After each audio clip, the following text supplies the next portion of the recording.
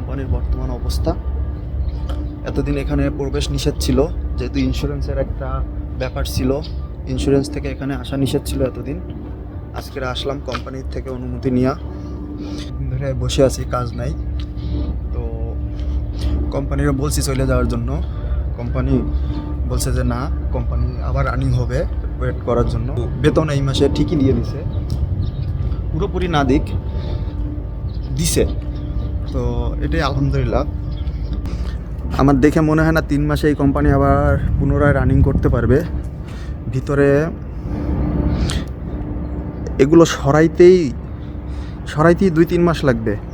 মালিকের আরও 2টা কোম্পানি আছে, ওইখানে মাঝে মাঝে নিয়ে টুকটাক কাজ করায়। সেখানে আমি কি কাজ করি ইনশাল্লাহ আপনাদেরকে দেখাবো। তো যদি কোম্পানির ভিতরে ওঠা নিষেধ, সম্পূর্ণ নিষেধ, তারপর আপনাদেরকে দেখানোর জন্য একটু উঠি। এই দেখেন, যদিও সম্পূর্ণ নিষেধ ভিতরে ঢোকা, আপনাদেরকে দেখানোর জন্য ঢুকছি।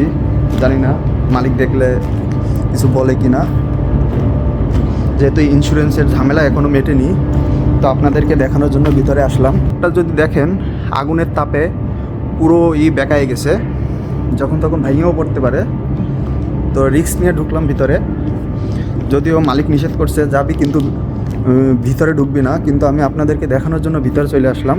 মালিক বলছে 3 মাসের ভিতরে কোম্পানি পুনরায় রানিং হবে, কিন্তু আমার মনে হয় না যে এটা 3 মাসের ভিতরে রানিং করতে পারবে, কারণ খুব ভয়ানক অবস্থা। এটা পুরোটাই চেঞ্জ করতে হবে, এটা মেরামতের কোনো সুযোগ নেই। জিনিস হলো, এত বড় একটা ক্ষতি হয়েছে, মালিকের কোনো লস হয় না, যত লস সব শ্রমিকের, যত লস হয়েছে সব শ্রমিকের। এখানে মালিক পক্ষের কোনো লস নাই। মালিক পক্ষ দিব্যি ঘুরে বেড়াচ্ছে, হাসতেছে, খেলতেছে, বউ বাচ্চা নিয়ে একটা বিদেশ ট্যুরও দিছে এই অবস্থায়। তো কোম্পানিতে আগুন লাগলে যত ক্ষতি সব শ্রমিকেরই, মালিকের কিছু না।